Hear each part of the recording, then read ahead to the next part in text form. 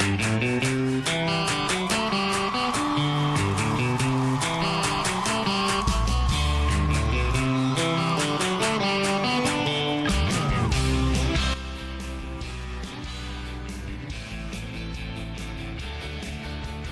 to the Otters Cast, a podcast where we take you behind the scenes getting to know the Evansville Otters. I'm your host, David Nguyen. Standing at 5'9", Mike Rizzitello has always played with a chip on his shoulder when it comes to baseball. He's a rugged, thick-skinned catcher that exemplifies leadership both on and off the field. I had a chance to sit down with Mike to talk about his baseball journey, growing up in Long Island, New York, the importance of his family, not completing his college degree, and much more. Before we get to Mike Rizzitello, I encourage you to hit the subscribe button to get alerts about each podcast as well as other video content about the Otters to give you the best information about the team at all times.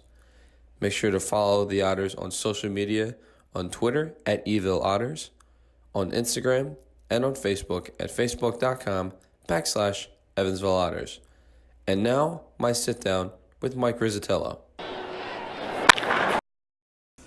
All right, welcome to the next episode of the Otters Cast. I am here with Otters catcher Mike Rizzitello. Mike, what's going on? What's up, Dave? Good to see you. Likewise. The first thing that I want to ask you is when I Googled your name, there's a guy from the Los Angeles crime family who is in the mafia that came up. So I guess I just want a reaction because clearly that's not you. No, that's not me.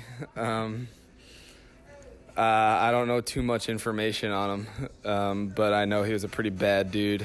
And funny story is last year when I came here, my host family, the Shoys, they're not my host family this year, but they Googled me.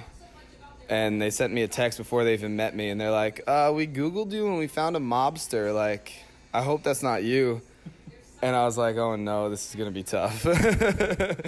and Jane's awesome. She always busts my chops all year. So we wound up having a good relationship after that. And, yeah, I wasn't the mobster. All right. Sounds good to me. Even though you are Italian. I am Italian. So I am Italian. And that guy has my full Michael Anthony Rizzitello name to a T. That's my, yeah. All right. Another first thought I wrote down in my notes is your beard. Now, it's clear you have one. I guess go into detail of how thick you have grown it out to, why keep it, because I clearly can't get the facial hair that you have. Yeah, well, I didn't always, let it grow, but there was one year I think it was in college, and I grew it out pretty long, and I was like, wow, this thing's pretty bushy. And my college coach, I would shave it every now and again, and he would get on me about it. He'd be like, don't ever shave it again. You're blessed with that beard. Don't ever get rid of it. So, ever since he said that, I'll shave it here and there, but it mostly sticks with me, whether it's short or bushy or long. I usually like to let it grow during the season, look a little gritty. Now, this isn't meant to be offensive, but if you dyed it white, could you pull off Santa Claus? Absolutely. Absolutely. We've thought about it in the past. I can only imagine. So, you are from Long Island, New York, and I have a sentence that I want you to read to determine whether you have the Long Island accent or not. Now, do you want me to read it for real, or do you want me to read it like a Long Islander? You can do both. How about that one? All right. We'll see what I can do here. Where is it? The following sentence right here. People from Long Island like to drink coffee, walk their dog, go to the mall, and swim in the water. I thought this was going to be a horrible task. Now, this is where, because all these were, like, even we say dog, we say coffee, Long Island, mall, water, horrible.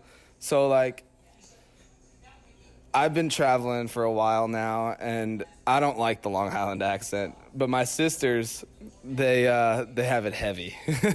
So, especially my littlest one, she's got a really heavy one. And whenever I go home, I'll start saying things. I'll say Long Island, coffee. Personally, I think coffee sounds like it tastes better than coffee. I don't know. So they get on me pretty bad. They're like, it's coffee. Say it the right way. And so, yeah, I get it from her all the time. Okay. Well, the reason I ask you that is because there's a really good demographic on this team. There are guys from Texas. There are guys from the Northeast like yourself. There are guys out from California. There are guys from Chicago like Cronin. Yeah, so I think not only the toughness aspect that we've talked about earlier in the season, but definitely the weird dynamic of the accents of the team. Yeah, we got a lot of different people from a lot of different places, which is normal in indie ball, especially, I guess in the Midwest. I don't know, but surprisingly, we have a lot of New Yorkers, and it's good to see. No, I can completely agree. So you grew up in Long Island, New York. You're Italian. McGuff embraces the fact that he's Irish. Do you embrace the fact that you're Italian? Oh, 100%. Absolutely. I mean, my grandparents are immigrants from Italy, and, we got a big family.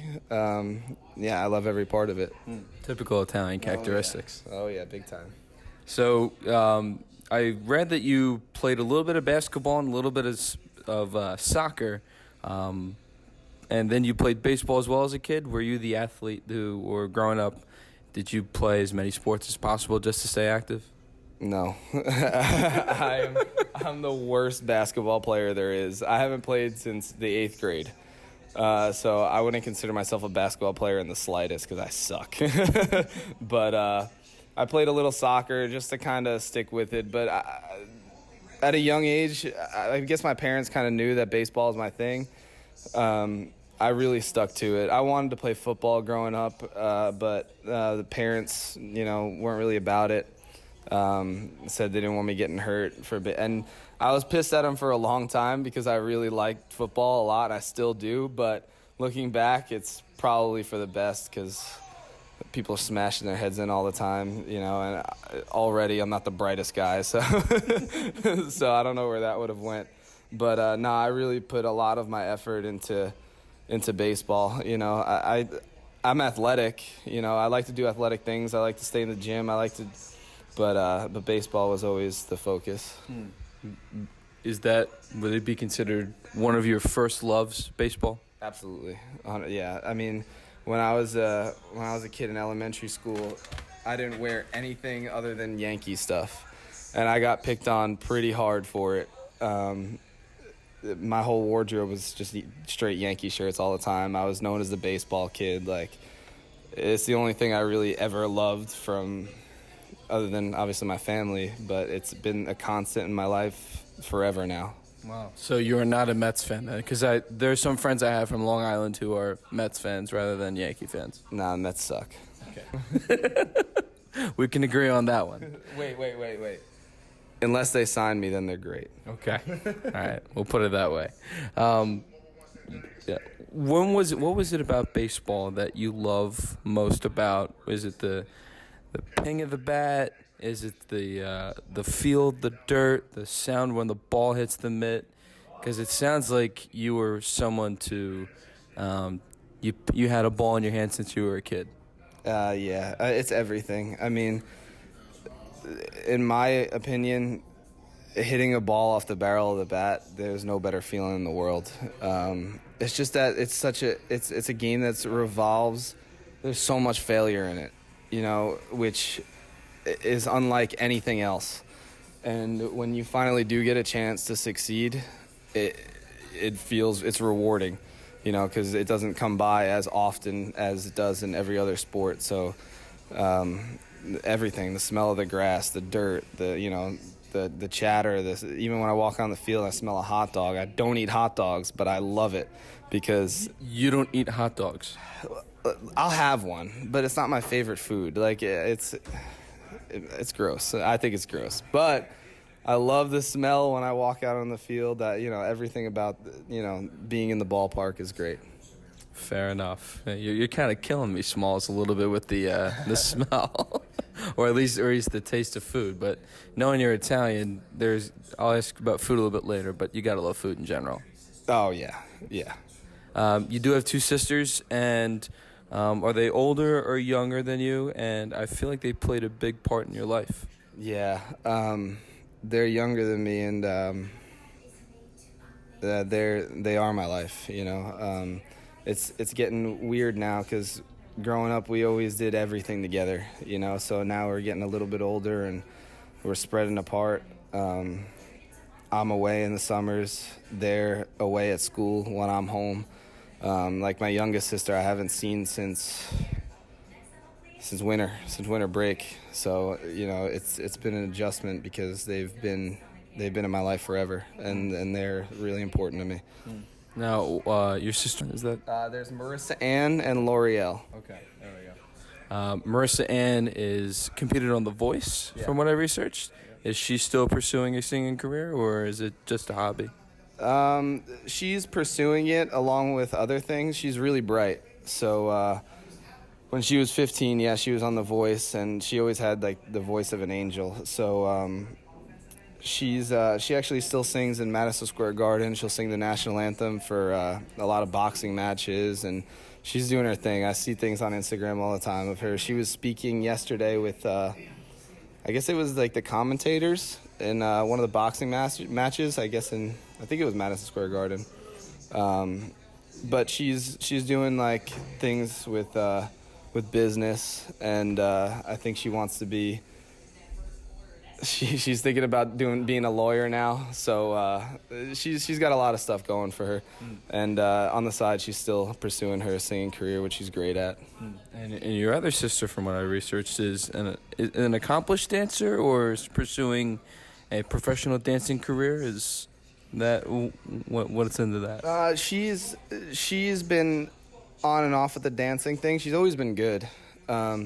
She's well-rounded, as where me and Mercy, I've had baseball, she's had her singing, and it's both like really tough things to get into, and we're really focused on it. But she's well-rounded as far as, she's good with people. She got the biggest heart in the world, and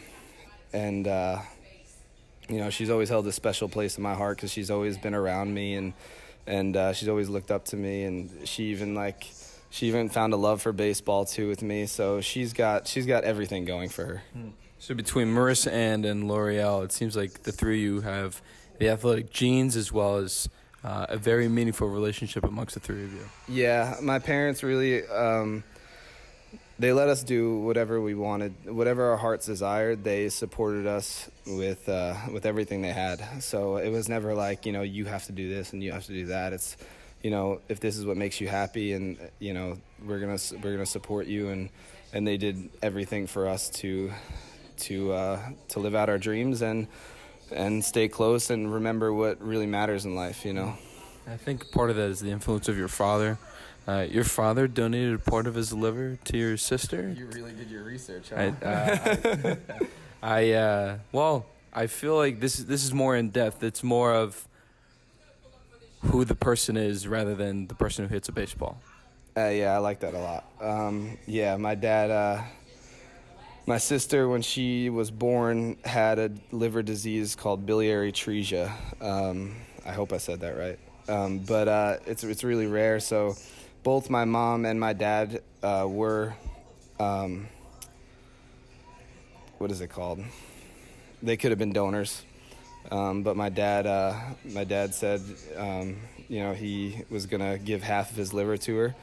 I was really young. She was only a few months old, and he donated half of his liver to my sister to save her life. And they said there was a chance that he wouldn't survive, but he would do anything for us, including give half of his body. So. He's a real hero for that. Yeah, in a way, is he your mentor, someone you really look up to for anyone advice? Because it seems like you guys have a really good relationship from getting to know you and doing some research. Yeah, me and my dad are really tight. He's my best friend. I call him every day. I tell him everything. Maybe things I shouldn't even tell him, but I tell him anyway because, but yeah, we've been tight forever, and we have a special relationship that I don't think it's rare to find. I could go on and on about him, Being a really good fan of your father's, was he the one who took you to practice, showed you how to hit the ball, field grounders, go out in the cold even though you didn't want to in order to get better? Was that the kind of dad you had? Yeah. He never pushed me where it was like, you have to do this, or I'll disown you type of thing. But he knew I had a dream, and I remember he was always throwing to me, always hitting me fly balls, whatever I had to work. We were up early before school, in elementary school. We went out on the field before school, took batting practice, took grounders, took fly balls, and then when I was about 9 years old, he even started training me too. Like, we would Saturdays we would go out on the field, no matter how freezing it was, and we'd run sprints and do circuits. And he really put the time in, which a lot of parents. There's things that he did that I don't know if everybody would do. He really made his life surrounded by us. And he works for the NYPD as well. So I feel like part of your toughness comes from your father? Yeah, of course. I mean, I always looked up to him. And if I could be half the man he is, I consider that a success. Now, what is it about the catcher position that you embrace? I feel like you've been a catcher. It's probably one of the only positions you've ever played. You have played some outfield, some infield, but catcher's your primary position. What is about it that you embrace because you need to have a certain level of toughness? I think it is the toughness. You're involved in every single play. Late in the games, you're tired. More than, I don't want to say more than anybody, but we're working hard back there, and it takes a lot of focus and yeah, I guess toughness to kind of, in those moments where the game's on the line, you got to be fresh, even though you might have just got worn out for 8 innings. So there's something about that is different than anything else, because it takes a certain level of resilience, and I feel like that's going to translate into real life more than anything. And like you said earlier, like, it's more than just, can he hit the ball? Can he play? There's a bigger part of life than just baseball, even though it's been my life for so long. Everything that happens every day on the field can teach you something about what's going to happen when you step off the field. Now, what would you say is harder to do? Is it harder to be a defensive catcher or an offensive catcher? Because clearly you play both sides, and both are very important. Yeah, it's tough because I want to keep a balance. Obviously the catching position is different, where if you catch and throw and you're really good back there, you could, like, your hitting doesn't have to be great all the time. You're going to get your time. But everybody knows that if you hit, you'll play. So I'm not a guy who likes to, slack on one to be good at the other.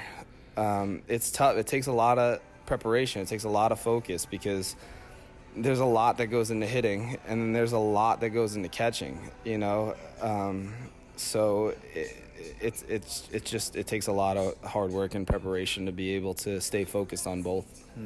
Now, in the Long Island area, going and attending Villanova University, there's a Long Island contingent of guys who went to high school at Chaminade. Now, you did not go to Chaminade. Was there any particular reason why, or was Connecticut the better choice for you? It was just a public school that was near me. It helped. We had a great baseball program, and one of the best coaches on the island, Ambrosini. So he prepared me for college, and we wound up winning a county championship. It was always a good program. It just kind of worked out that way. It was the public school near me. There was no reason why I went. There was no reason why I didn't go. But I got really lucky that I was put in that program. Now, you had a chance, I believe, as an 8th grader to try out for the JV 9 team, if I'm not mistaken, and then things didn't fall through. But what was that experience like? And in a way, able to play with kind of a chip on your shoulder as you were able to start as a catcher all 4 years in high school? Well, actually, that was a weird story where I was in lunch in the middle school, and the high school varsity assistant coach was a teacher there, And he came up to me one day and said, hey, we're going to try you out at the JV9 team, just preparing you that you might not make it. We're just, we're going to try you out there and see how you do. And I was pumped. I went home, I told my family, we were all pumped. And then the very next day, he changed his mind. I don't know why, but he changed his mind. And it was a roller coaster because I went home that day miserable. My mom picked me up. Not from school. Like she picked me up. She helped me feel better. And then the next day he changed his mind again and said, hey, you know what, you're going to go for it.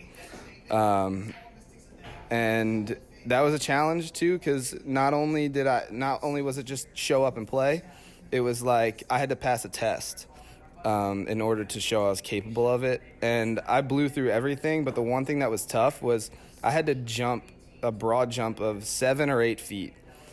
And that's the only thing. I tried it out in my house, and I didn't quite get it. So my dad put duct tape on the floor, measured out 8 feet, and for every single day, I had to jump as far as I could until I can do it. Oh, wow. Yeah. So I got to the test, and I crushed that part of it. I passed, and then I had to go try out, and everything worked out. I wound up playing every day there. Then my 9th grade year, I moved up to 10th, like JV, which was 10th grade. Started every day again. And then my sophomore year, I was slated to play in varsity, but we had a senior that was the everyday starter last year. And my varsity coach was like, listen, I got to play him, and I don't want to bring you up here if you're not going to play. So I wound up staying in JV at my level. I had one of the best years of my career. And I got pulled up to varsity for the playoffs. I think I batted 500 in those playoffs. And my coach actually said to me, he was like, I should have brought you up all year. It's my fault. So there's always been a chip on my shoulder because everybody counted me out my entire life. I didn't really get a lot of looks in college. I didn't really I was never really a guy who was talked about a lot, even though I thought I should be. And I don't know if it was because of my size or, I don't really have an explanation for it, but I just kind of took that with me every time I step out on the field. I want people to know that I'm here, Now, you said you didn't get a lot of looks into college, but you attended Dowling College, a D2 school. What was it about Dowling that attracted you or appealed to you? And I feel like part of it was their baseball program. Yeah. Well, before I say anything, I just want to let you know that I didn't want to go there at first, just because it was local, and me with an ego was like, I'm better than that, right? But realistically, I wasn't, because the school wound up going bankrupt after my senior year, and I still don't have a degree because of it. But I actually saw my head coach. I see him all the time. He's one of my best friends. I still talk to him a lot. And I told him, I was like, even if I knew that school was going bankrupt and I wouldn't have a degree, I would make the decision again every single time, just because the coaches and mentors I had there were unlike any other. Our head coach, especially with the help of our assistants, not only it was bigger than baseball. And the more I look back, the more I see that he was preparing us to be men when we got out of there. And every single one of us, whether it's baseball or whatever it is, we're all thriving because of that guy and that coaching staff. I remember in the winter time in New York when it's freezing, it's 6 a.m., we're on the beach doing Navy SEAL workouts, and we're thinking, why the hell are we doing this? But in the end, it always brought us so close together, and it taught us so much about how you get out what you put in, and that man really prepared us for everything, and I couldn't be more thankful for it, and I made the right decision. So I didn't know that you don't have a college degree. So what's What is that situation like? I mean, clearly you attended college, but is that situation still up in the air? Is that something you're trying to work on when you're not here at the ballpark? Well, I had one semester left. The school went bankrupt, which caused me I had to transfer. All my credits didn't transfer over. It turned into a year and a half. So I did the year at another school, but then I got into playing professional baseball. And the last few classes I need are only offered in the spring. So I got to wait till, I'm done doing this, and then, I'll figure it out after. But I'll get that degree. I've put in way too much time and way too much work into school to not have it. I think I have enough credits to be a doctor, but they're all gone. So, but at Dowling, just for the listeners, you in your 4-year career as the starting catcher, you hit .275 with 135 hits, 2 homers, and 83 RBIs. But I read that you didn't play a whole lot your senior year. And then you're thinking about maybe giving up on the game that you loved since you were a kid. What was that whole process like at that time of your life? This game has been a roller coaster for me forever. So those 4 years were a roller coaster as well. I came in my freshman year, and within 2 weeks I had a back issue where I couldn't even swing a bat. And I sat out that whole fall, and then that whole season I played every day and batted third, but I was struggling with my back up and down all year, so we brought in another catcher. And my sophomore year I was playing every other day, and it pissed me off because nothing's ever personal in this game, but I take it personal, because I step out on the field, I think I'm the best player. That's just how you do it. So I kind of struggled for that. I had an okay year. I batted .280. And then my junior year was when I bared down, and I was like, you know what? Again, I'm going to go into prove it mode. I lifted my butt off. I got really big. Didn't really know what I was doing. I was doing back buys, chest tries, just getting huge. And swinging the bat every single day. I came in stroking the ball. And about 11 games in, my back flared up again just because I wasn't doing the right things to prepare my body. I was all tight and big. And so that junior year now, I wasn't playing every day just because I was hurt. So I think I finished that year at .240 again, just because, again, struggling with staying healthy. And it was my senior year where, because of everything that happened in the last 3 years, me thinking coming in, you know what, I thought I should have went D1. I wound up going D2. I'm going to prove it and get drafted out of here. And the last 3 years didn't go as planned because it always goes as planned, right? So my senior year, I was struggling with just my mental and again, I just wanted to be healthy, so I was going to redshirt. So I said in the fall to my coach, I was like, listen, I want a redshirt. And he's like, okay. And I think in the back of his head, he knew that the school wasn't going to be around much longer, so he's like, don't sign anything yet. Wait till the spring, see how you feel, and you have all the time in the world to sign the papers to redshirt. So I said, okay. And it came down to, I was 11 games into the season my senior year, didn't play any of them, sitting on the bench watching, which I hate to do more than anything. And my coach says, one of my coaches comes up to me, not the head coach, one of the assistant coaches, Andrew Larson, and he goes, listen, even if this school is still around next year, this coaching staff probably won't be. So it's up to you. If you're really hurt, you got to sit.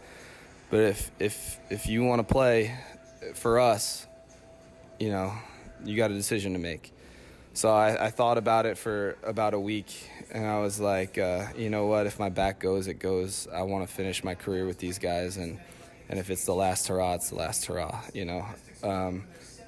And I came back and just like a storybook, immediately made an impact. Those 11 or 15 games that I wasn't playing, we won, I think, 3 of them. And we were struggling, and I came back, and my bat just came alive. Like, don't have an explanation for it. I did do a lot of, working on my swing, but it was never about results anymore. It was more about, if this is the last ride I have in this game, I'm going to take in every single moment of it. And it was to the point where in the 9th inning, I was almost sad because the game was over, because I love being out there so much. And I finished that year at like 340, a couple bombs, some big hits, and we went on a tear as a team. We wound up winning our conference that year, which was the first time in my 4 years we won the conference. And my sophomore year, we had a stud team. We led the D2 in ERA. We had a number of guys go on to play professionally. And we were a game away from a World Series. We wound up getting a bid into the regional. We didn't win the ECC, but that year we had maybe our worst teams, especially starting out.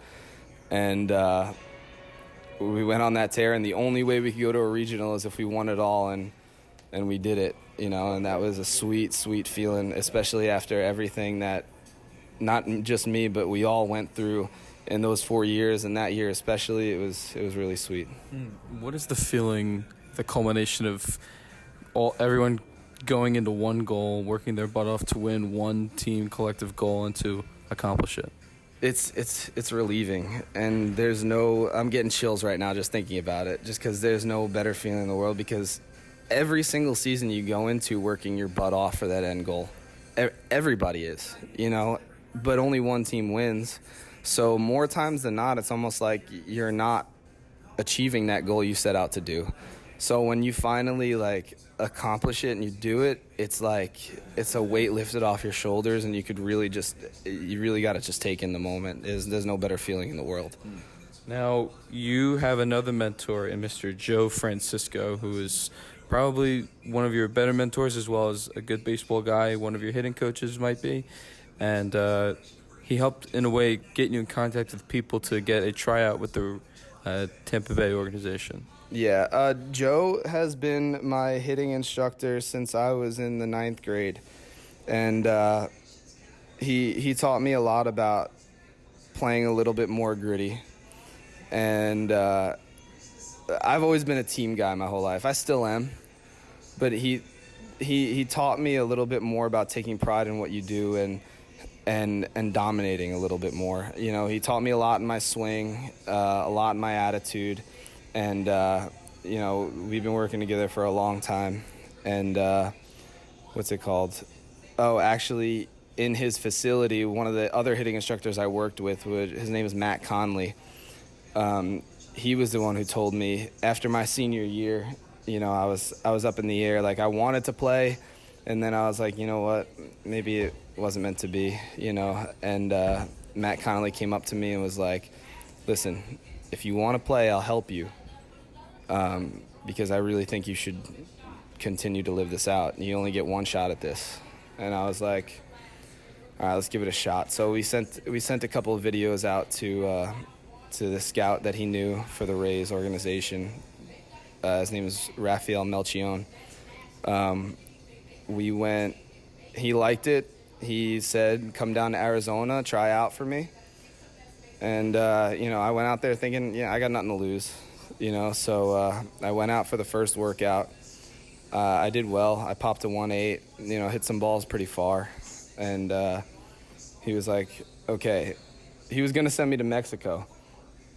And he goes, we're going to axe that plan. I think you're better than that. So he calls his supervisor for the Rays, and he goes, you're going to do the same thing tomorrow, and you're going to get signed by the Rays. And me, I'm like, dude, I was just trying to get into indie ball, I couldn't, I was shocked.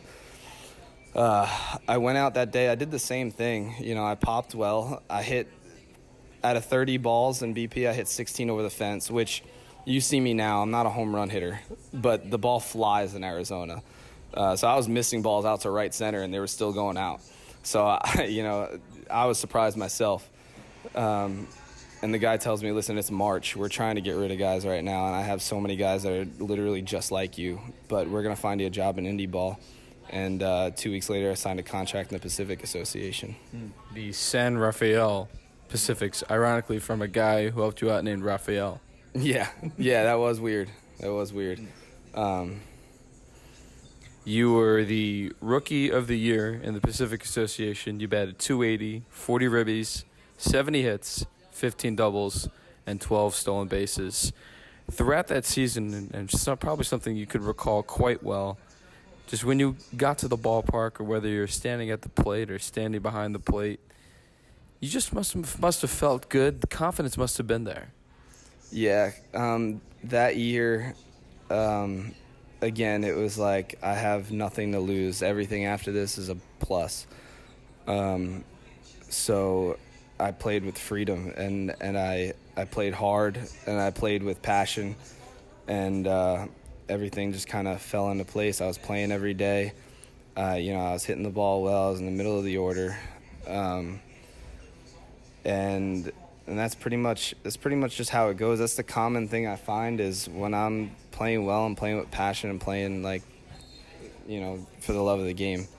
And I could recall a couple of times where I was on base after getting a big hit and tearing up a little bit, like trying to hold it in, so people don't see. But it was a special feeling, especially like I never thought I'd be where I am today. So it's a special feeling, and it got me here. And after that first year, it's weird how things come full circle. Like I'm starting to see how this professional career now that I'm on is a lot like my college career, where like I come in my first year and it's like, wow, I can do this. And then all of a sudden I get kind of hungrier and try a little bit harder and harder and harder. And I got to remind myself, why I'm doing this, because everything after this is I'm living the dream right now, and obviously there's higher goals to get to that I want to achieve. But at the same time, if I'm looking too far ahead, I don't realize where I am in the moment. So I really try to avoid that roller coaster, which is inevitable. I just try and be where my feet are. I'll get to two more, and then I'll get to my final few. And I really do appreciate you taking your time out of your day, Mike.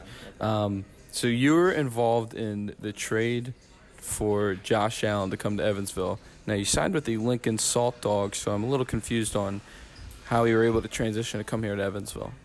It was easy because I never showed up to camp with Lincoln. After my year in the Pacific Association, my manager there called me and said, hey, I got you a contract with Lincoln. And I was like, dude, that's awesome. Like, I'm playing in a big stadium. Like, it's one of the nicest places in the world. Like, so I was pumped about that. And the guy called me, Bobby Brown called me and said, listen, you're going to be the backup catcher. Like, you're going to play 30 to 50 games. Just know what you're getting into. I'm being honest with you. And I was like, all right, no problem. Like, I'm just looking for a chance, And 2 weeks later, and this is in the fall, 2 weeks later, I guess a few people that have seen me play called Bobby Brown and said, listen, let's get this guy somewhere else. He deserves like more than 30 to 50 games or something like that.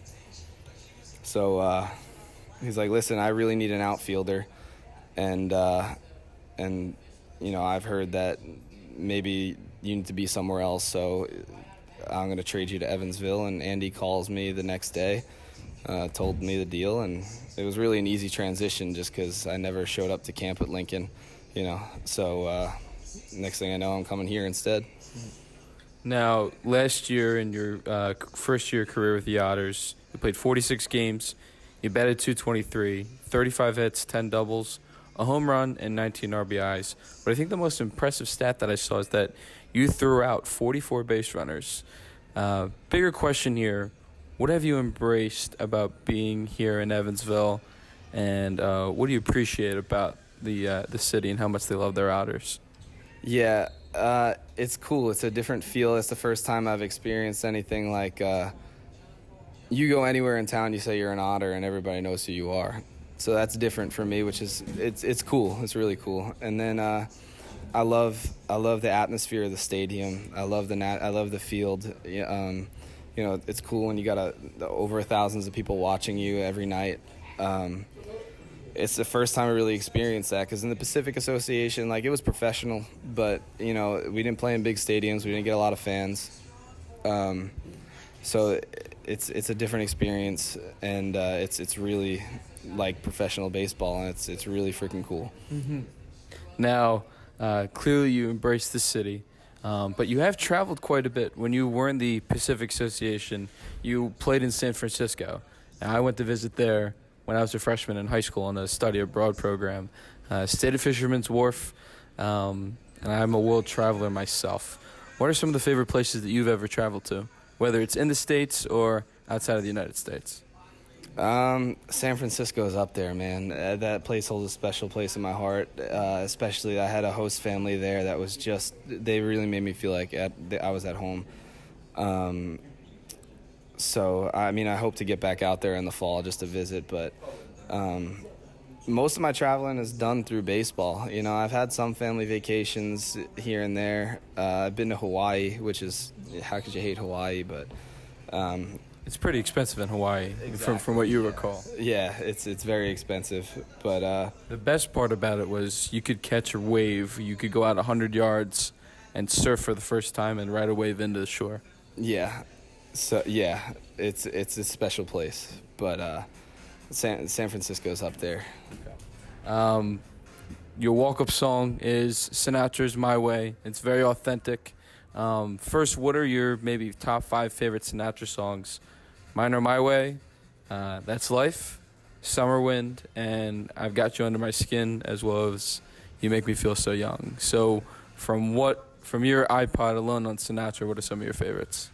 My Way, obviously. New York, New York. It's the Yankees song, and the Yankees are why I play. I went to a lot of Yankee games growing up, and that song is the best.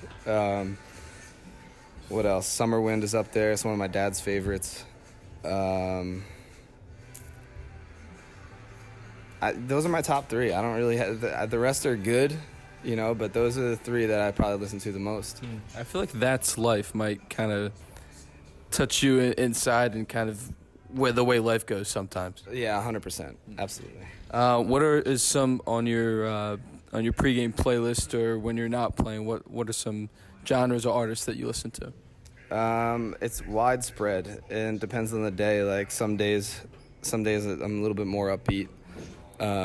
So I'll listen to some hip hop songs, but it's mostly country, Sinatra, things to get me to kind of feel my emotions and keep me in the moment. Things that are kind of mellow and don't get me too fired up, but don't get me too low either. Something to keep me in the moment.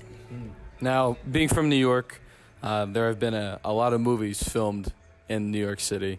Do you have a particular 5 or so favorite movies that were set in New York, or do you have a top 5 of your favorite movies? As far as mine in New York, I'd go Goodfellas, Godfather, Wolf of Wall Street.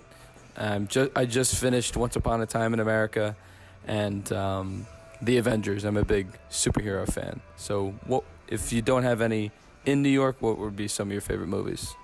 Favorite movies? The Dark Knight trilogy, okay. My favorites. Forgetting Sarah Marshall is a classic. Yes. Set in Hawaii. In Hawaii, so it's the best. What else? I guess if we're gonna go in New York, Home Alone's a classic. I'm a bigger fan of Home Alone too. They're both good.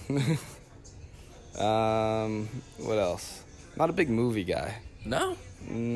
I like going to the movies. I used to go a lot, but now I got this girlfriend that doesn't like going to the movies because she always falls asleep. So I don't go to the movies that often anymore.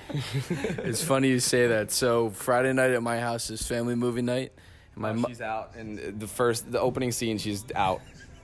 So my mother, we were watching, I think it was Ghost Rider with Nicolas Cage, and it's around 9 o'clock. My mother falls asleep at 9:20, and Nicolas Cage hasn't appeared yet in the movie.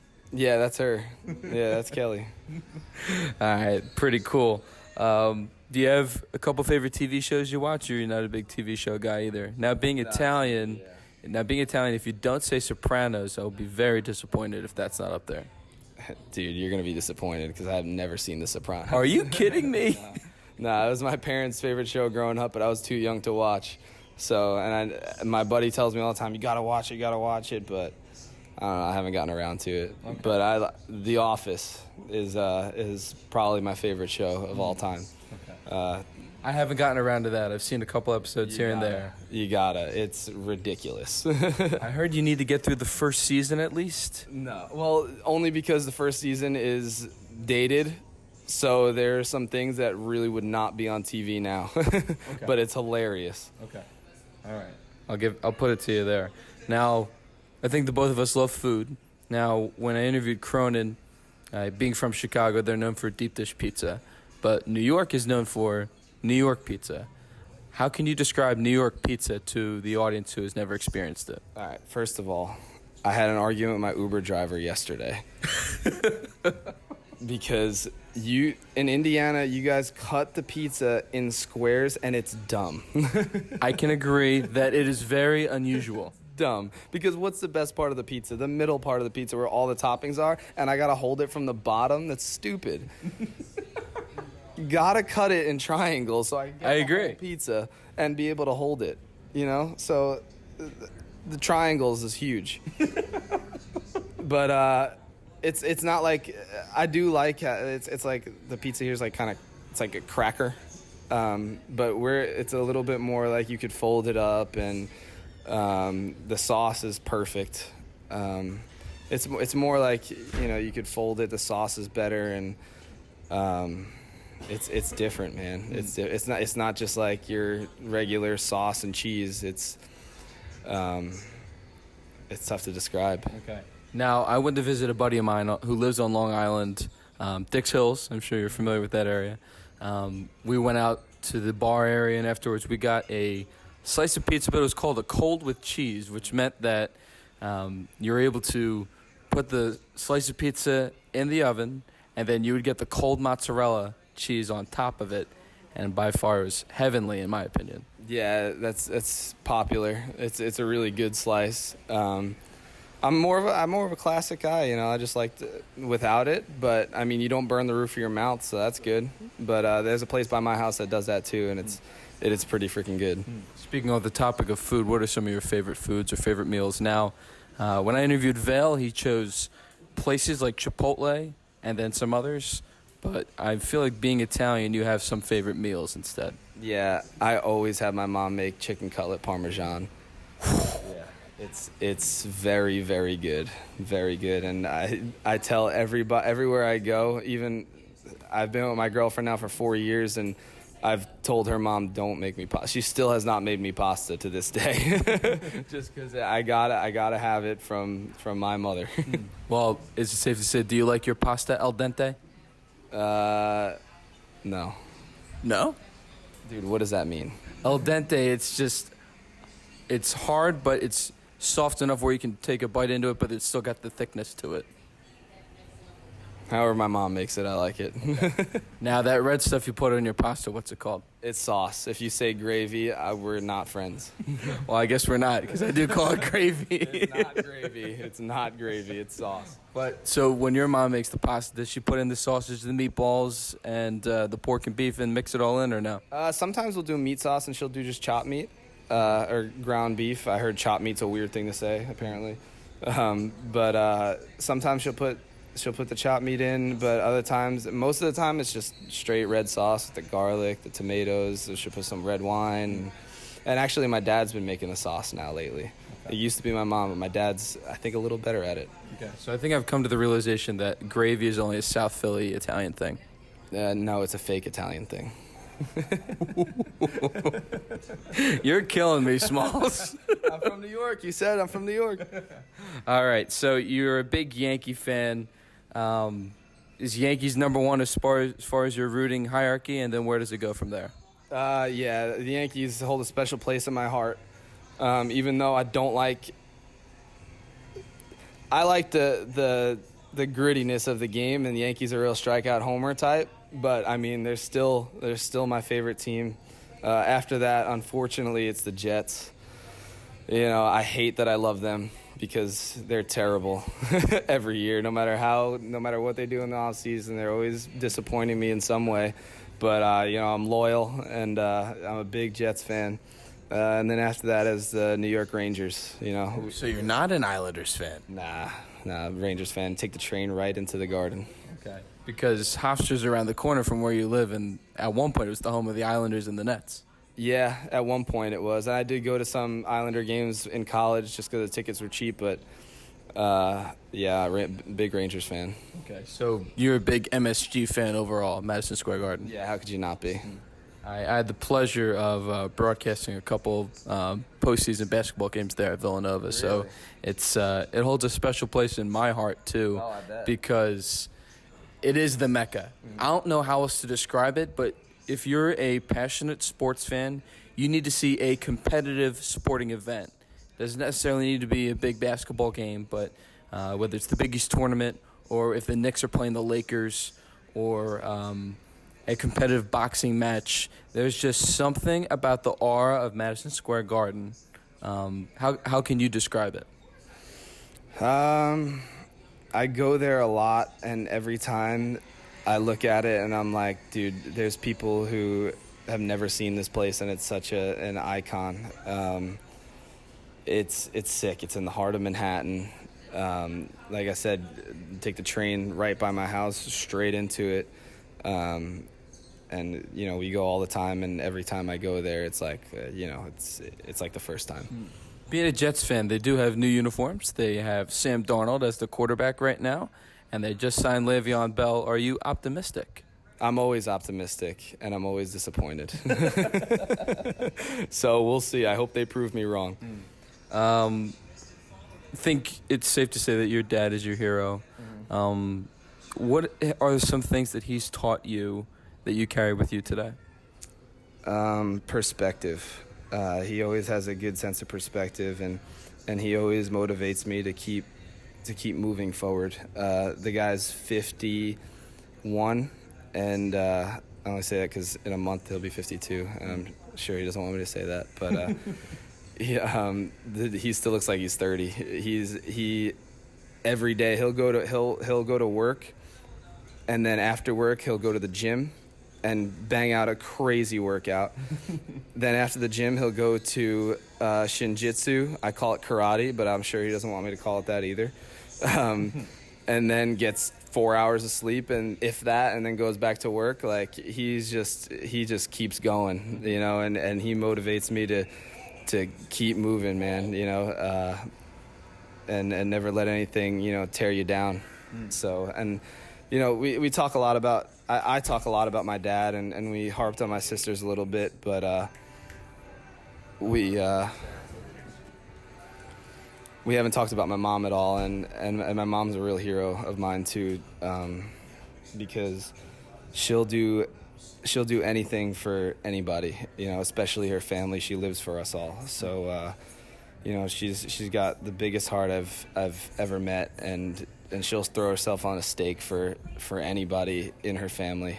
And I admire that about her. She lets everything roll off her shoulders, and I think if anybody gets beat down more, like my mom gets beat down pretty bad, and emotionally, and she carries it with her and keeps moving forward all the time. And so my dad's resilient, but my mom's real resilient too in another way, and I think that balance really is what makes me me.